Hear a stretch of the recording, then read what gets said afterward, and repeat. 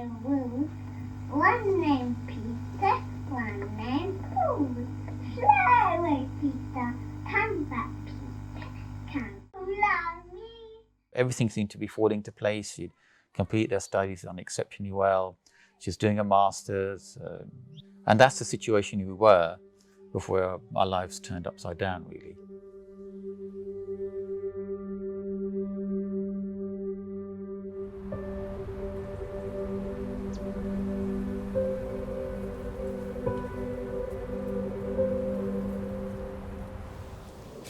Well, our firstborn was Amani. She came along in 1998. We were both quite wanting to have a girl, weren't we? We were quite hopeful that our first was going to be a girl, and we quite early on chose the name Amani. And she was just an absolute dream, wasn't she? She was like just perfect child. Full of character, always talking non-stop, always asking questions, always happy, singing all the time, just full of sort of bundle of joy, wasn't she? Yeah, definitely. Perfect first child, really. Yeah, that's right. Tissue, we all fall down.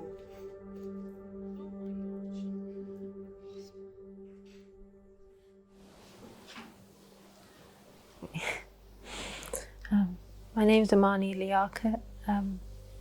I'm 23 years old. I was born in Luton and I've pretty much lived here my whole life. I've got two younger sisters, I'm the eldest. Just spent pretty much all our time outside of school just making up games like forts under the table and all that kind of stuff. I don't really remember us ever fighting, maybe that's because we're sisters. Dad coming home from work and then spending like hours just throwing us around on the sofa, pretending that the floor was like lava, and just very basic. We didn't have loads of money, but we weren't really struggling either, just happy.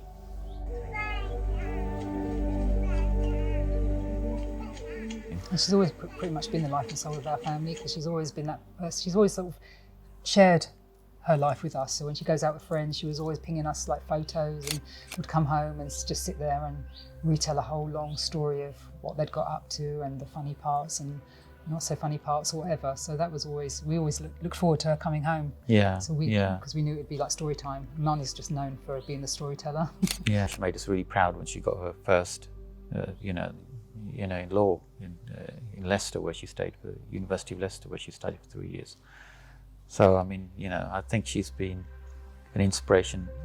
We've been really proud of her, and she's been an inspiration, set a benchmark for her sisters as well. So, and in my family, on my side, she's the first grandchild, so she's always had that special status.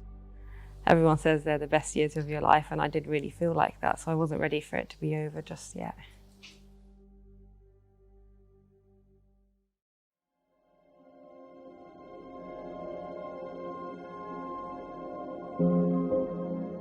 I've seen your daughter just 100%, normal and healthy, just moments before, and it just didn't seem like it was my daughter in front of me, and I just was like, my whole body was just shaking, because it was just, I didn't know what to do, I didn't know how to help, I didn't know what was going on.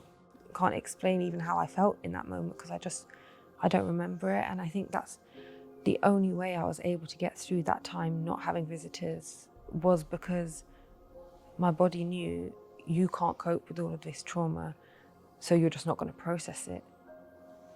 So I just think I just switched off, like I was on the outside looking in rather than actually me going through it.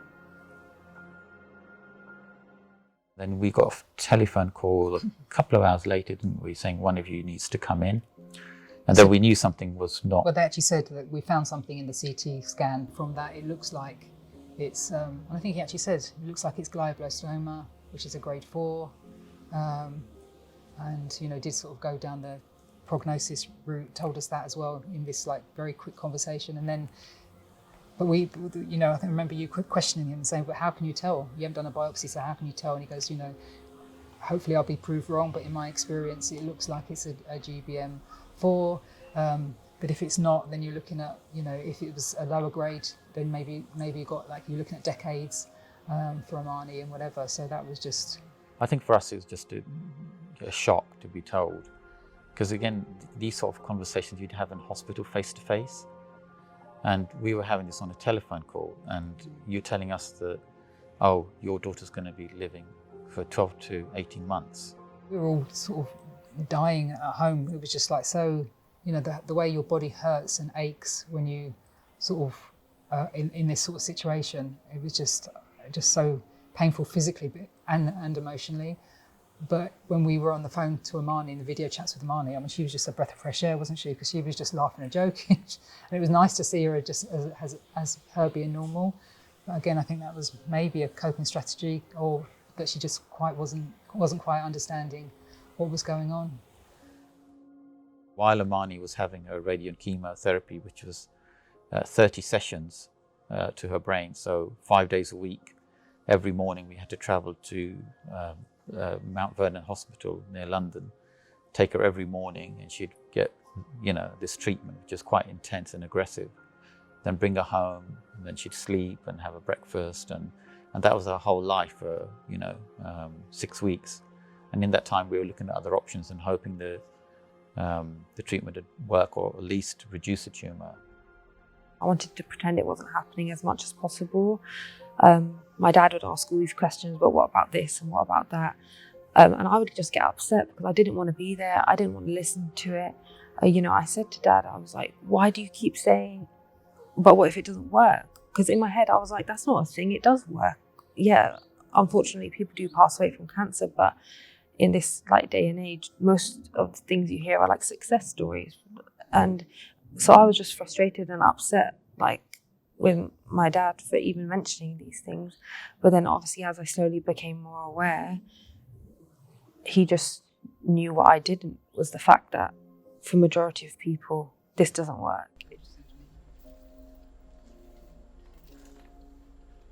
I think at that time I was sort of actually, I didn't understand why everyone was looking at different treatments and talking about different countries, and all, because I just wanted, you know, to keep Mani as close to home as possible, and, you know, just wanted to believe that the NHS had all the answers and it would just be a straightforward treatment and whatever. But we were getting told, you know, this isn't a cure, you know, this isn't a cure, and that's what we always were. Yeah, they were just told, it was almost like they were preparing us for the worst.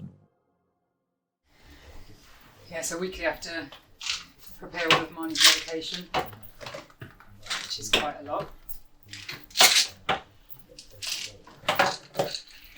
In the UK, especially for like seriously ill patients, we think that should be very important to measure. This first set of medication, then with breakfast she takes this one, and then we've got lunch, and then at 5:30 she has this set of medications. Then this is with dinner, and then this will be like when she has a snack about 10 o'clock at night or around that time, and then she'll take a few more of these at bedtime. So that's basically, I'm not sure, maybe even 30 tablets a day possibly. So it's a lot for her to take, but she doesn't grumble too much about it. She's quite good.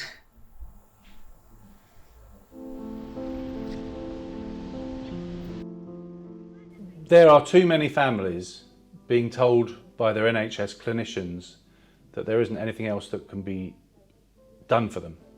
And I think there are too many clinical pathways in the UK that are very traditional, that might not be the best for patients and not take advantage of some of the innovations that are being seen elsewhere in the world. And I think it's a tragedy that people with sick children, sick partners, sick parents are having to spend time to not only research their own treatments or options for new treatment pathways, but to apply for them and then to self-fund them. And the money involved is not small. We're talking hundreds of thousands of pounds for people to fly their children out to the United States, or for people to access treatments related to dendritic cells and immunotherapy in Germany. This is expensive stuff. And if we are at the forefront of the life sciences revolution, surely we should be leading in that area too. More and more people are coming along with terrible tales of premature loss and of suffering. And people are realising that actually the power is with the government to fund research into this area to really make a difference, and that's what we've got to do. And I think we've all had a bit of a boost from COVID in terms of that. You know, there we are with forefront vaccine, done that, but we've done it because we put a lot of money into it, and we've done it because we did things differently in a kind of like a parallel fashion, so that as the science was being conducted, they were getting stuff ready for rollout. Whereas in drug delivery, new drugs, it's kind of like science, trials, rollout, production. You know, it's not done in a linear fashion. So I think if we can be a bit more like we have been there, that will be a good thing.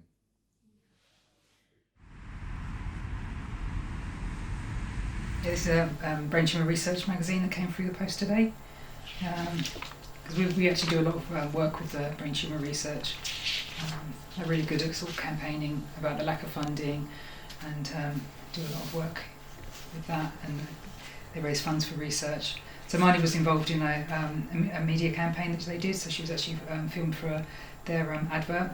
So it was a day's filming in London. So it was featured in the actual magazine as well. Penny.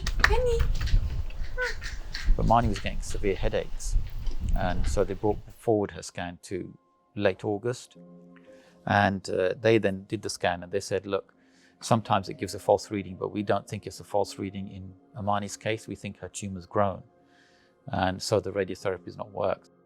And so very quickly we booked the flight to Germany, and obviously Amani can't travel, and so my brother-in-law and myself, we travelled. And we'd done a fundraising page, hadn't we? Yeah, the GoFundMe we had to set up, because this is obviously the ONC201 drug is on a private basis, so you can buy it from a doctor in a pharmacy in Germany, but it's literally £1,000 a week to fund that. So it's 4 tablets a week. So there was no way that we were able to do that. So we just set up a GoFundMe page, which was absolutely amazing. The response within 24 hours, it raised £107,000. When I found out about the lack of funding, I think it just made a bad situation even worse, because it just made you feel like, so why has brain cancer research been left on the back burner? Why has the investment not been there? You know, if the same investment had been made so many years ago, then we potentially would be in a very different situation now. So, you know, it does make you upset and angry, really. Yeah. People don't realise how many young babies get this disease. You know, we know of many families that children are 1, 2, 3 years old. You know, many of them die before the age of 10, and they've got their whole lives ahead of them. And if people who are just starting on this journey, we tend to share Amani's podcast or her Instagram, as well as giving the information that we've accumulated over time. And then people know what to expect, possibly with their journey.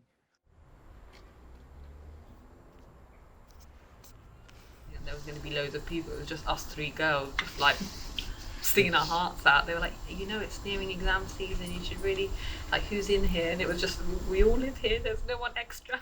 Most of my strength comes from my family and the people around me. I know that if I didn't have that support system, I wouldn't be here. There are a lot of people that don't have families as aware as my family were, and I worry for them. If it wasn't for the fact that we were able to use social media to raise the money, if it wasn't the fact that we were able to use the internet to research these things and look into those things, there is no doubt in my mind that I would not be here. I just think that if there is a collective outrage, if there's just a few solo voices and solo stories, it's not enough to get people to care. I just think if we can do events like that and we can make a movement of sorts, that maybe people will finally listen. It's not just destroyed her dreams, it destroyed our dreams and hopes for her. It's had a huge psychological impact on her sisters, and my parents and your parents, and, you know, uncles and aunts, so, and even her friends, you know. Friends, yeah. The one last thing I'd just like to say is that you know, it's good that we've got the opportunity to share our story. But you know, in this journey, we've met such wonderful people that have sadly lost their lives. You know, Mohammed, Sabrina, and then just recently Matthew, which Mani, and we all got very close to them. And obviously, when you have a shared experience, you get even closer. And with each one that passes, it's difficult for Amani, but she vows to fight on in their honour.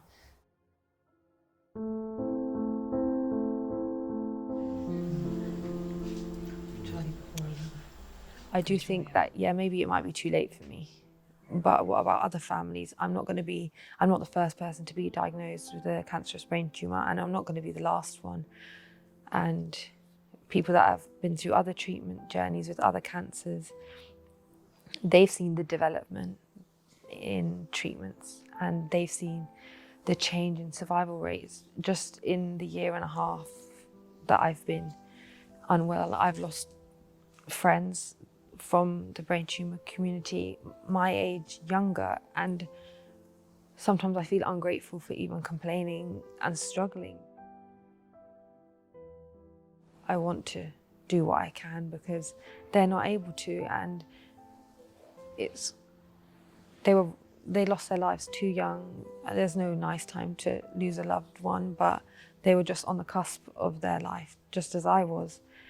And maybe I can get my life back to some extent, but they were robbed of that chance, and something needs to be done. And I just think with awareness and using our platforms, then maybe it can be the start. And if I can be involved, and if something positive can come out of this, whatever happens, then at least I'm leaving something good behind. And that's what I want to do, or try to anyway.